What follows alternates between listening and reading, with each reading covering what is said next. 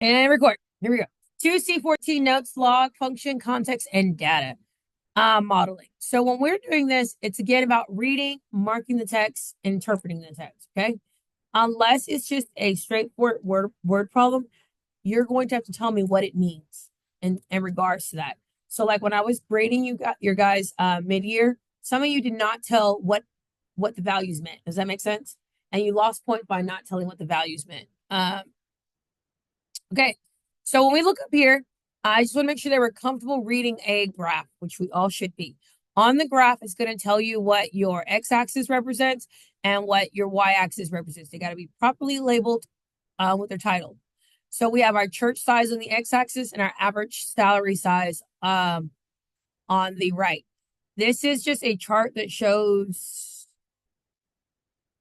what's called increases the salary of a church pastor. So as you have more people in your church, what tends to happen? Yeah, your salary goes up. And we can clearly see that this creates a logarithmic model, right? Everyone sees that. It's not just linear because it kind of happens really fast. And that increase of salary.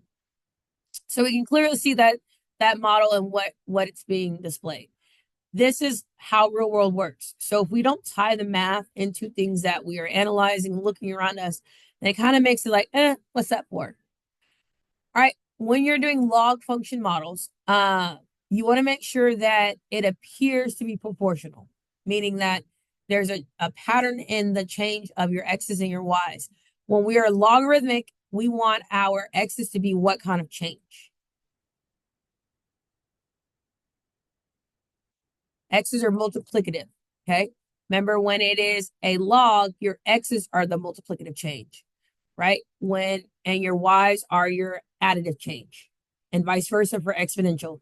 Exponential, your x's are your additive, and your y's are your multiplicative, right? So you want to make sure we're seeing, is that constant change? Is it looking, if a function has the form of a plus b natural log of x, like it's continuous, there's no change in the base, there's a continuous growth, which means that our base is an e instead of anything else. And remember, when there is no base, it's called the common log. Okay.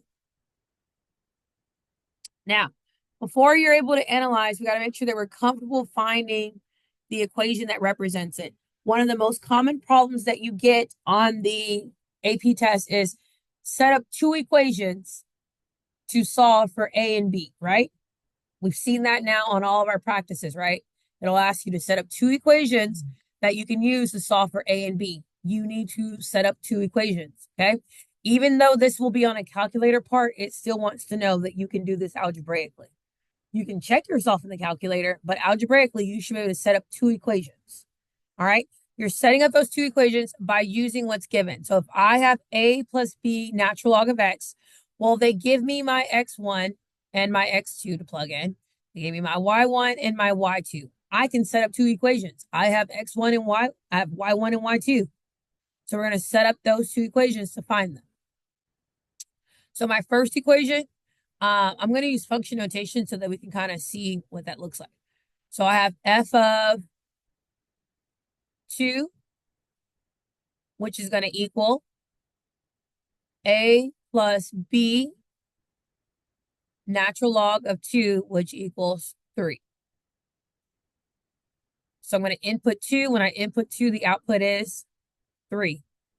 And then we have f of 5, a plus b natural log of 5. And the output is 7. This is what it means by setting up two equations. Simple enough, right? That's 2 points right there for your FRQ. Bam, done. Okay. The next part is actually solving for your A and B. When you're solving for your A and B, I love it when there's a 0. But did we have f of 0? No. Womp, womp, womp. When we do not have f of 0, that means we have to use systems to solve. Okay. Again, this is typically on a calculator. So if I'm using systems to solve, essentially it just means I'm graphing both of these and looking for their what? Intersection, right? Which is doable. But we also can solve this algebraically. Algebraically, we're setting up our system. And our system would look like so. We have A plus B natural log of 2 equals 3. And we have A plus B natural log of 5 equals 7. When you're setting up a system, this is solving by elimination. Does that ring a bell from Algebra 2? We're going to solve by elimination. When you're solving by elimination, that means that you're combining so that you can eliminate, correct? In the case of here, I can't eliminate anything yet. But if I was to multiply my bottom equation by -1, would I be able to eliminate? Yes. So I'm going to multiply everything in the bottom by -1. By multiplying by -1, what eliminates? Your A. So now instead of having 2 variables to solve, I'm now down to 1 variable to solve. So I'm left with B natural log of 2 minus B natural log of 5 equals -4.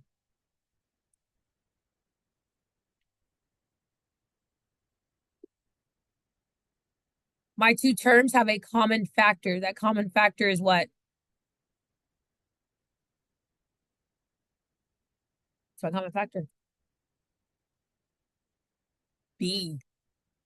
So I can factor out the B. I have a B here and a B here. So I'm going to factor out the B. And I'm left natural log of 2 minus natural log of 5 all equals -4.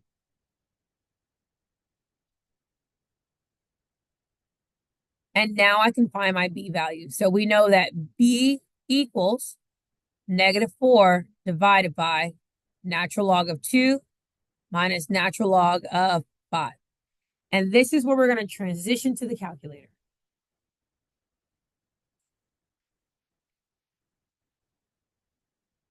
Let's open up our girl Sylvie here. Hey, girl. Second plus 712.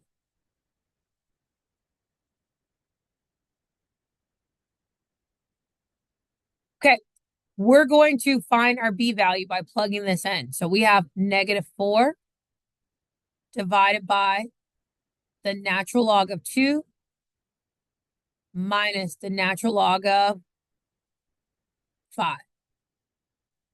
That's our B value. So we now have our B value, which is 4.365. And we want to keep that value. Okay? We do not round until the end. Okay? So to find A, we can go back to either one of these equations. Does it matter which one I go back to? Nope. I can go back to either one, and I'm going to plug in what I got for B to find my A. Do you remember doing that in elimination? So I'm going to go back to this one, the smaller one. Well, so I know that A equals 3 minus B natural log of 2. And because I know the value of B, I'm going to plug that in. And that's going to give me my A. So in the calculator, I'm putting in 3 minus, and I need the B value, and I want that exact B value. So I'm going to go up here and grab it and plug it in. Notice I didn't even try to type it. I just go be great. And I'm going to natural log of 2, hit enter, and I'm going to get my approximate value of my A. So now I have my B, I now have my A, and I can round that. Does that make sense?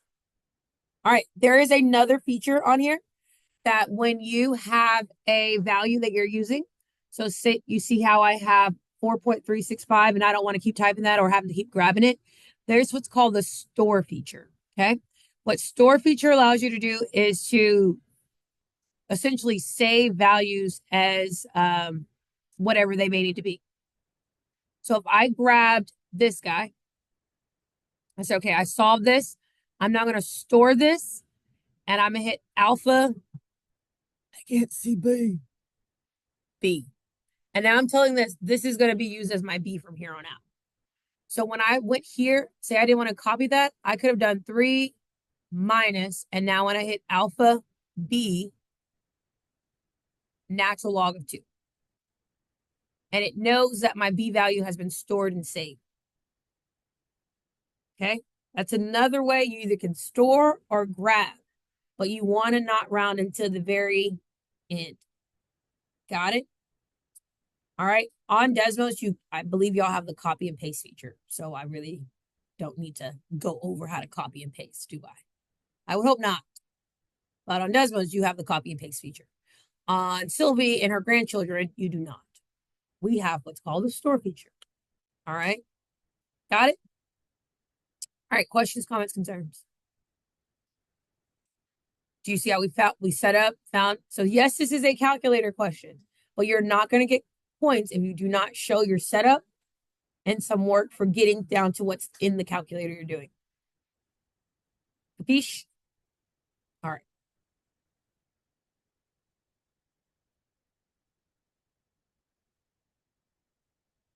I'm hoping that we'll start getting better at that because you're guaranteed to either have to set up an exponential or a log on your FRQ.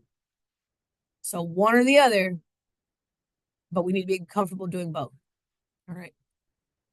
Okay, next is just regression models. I'm going to do regression models review for TI 84 if you choose to do 84. I'm not going to do regression model for Desmos because I believe that you guys are pros at putting in and finding a regression in Desmos.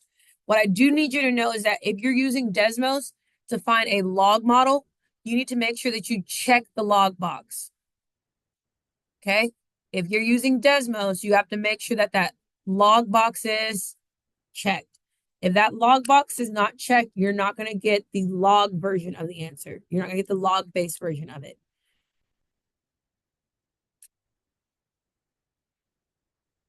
Okay?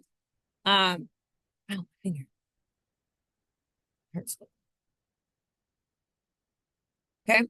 The other thing is, I'm not sure if Desmos, if it's asking for a natural log, Desmos, I believe, only does common log. I don't know if it updated, but at one point it was only doing common log, and you can correct me.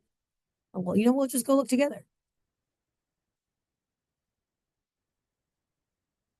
Am I on the calculator? Table.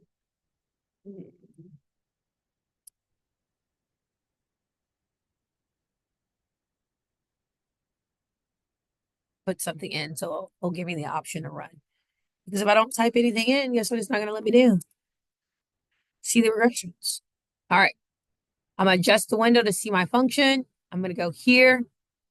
And yeah, it only gives you the option to do common log. It does not give you the option to do natural log. So if you were to do common log and it's asking for natural log, you would have to convert, which just means a little extra work. Or just use Sylvie and click LN. And Sylvie will give you your LN because she's cool like that. And she has that beautiful skill.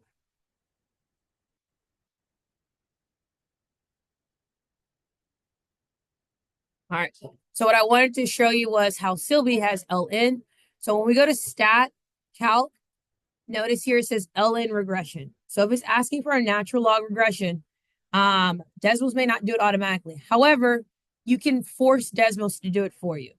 If you choose to force Desmos, you have to write out what you want. Do you guys remember having to write Y1? Do y'all remember that? Tilde, you got to bring her back. So if you are forcing Desmos to do it for you, it is perfectly fine and it's 100% doable. You just have to write in and she'll do it. Does that make sense? All right. It will not be in the drop down, but you can write whatever regression model you need into Desmos. You just have to remember how to do it, which would mean that we'd have to remember our special Y1 and tilde and make sure your X has a 1. And what box needs to be checked? The log. Anytime you're doing log in Desmos, make sure your log box is checked. All right. So the rest of 14 is just practicing regression models and creating those regression models and using the regression models. Okay. The most important part that I wanted to go over with you was the setting up of the two equations.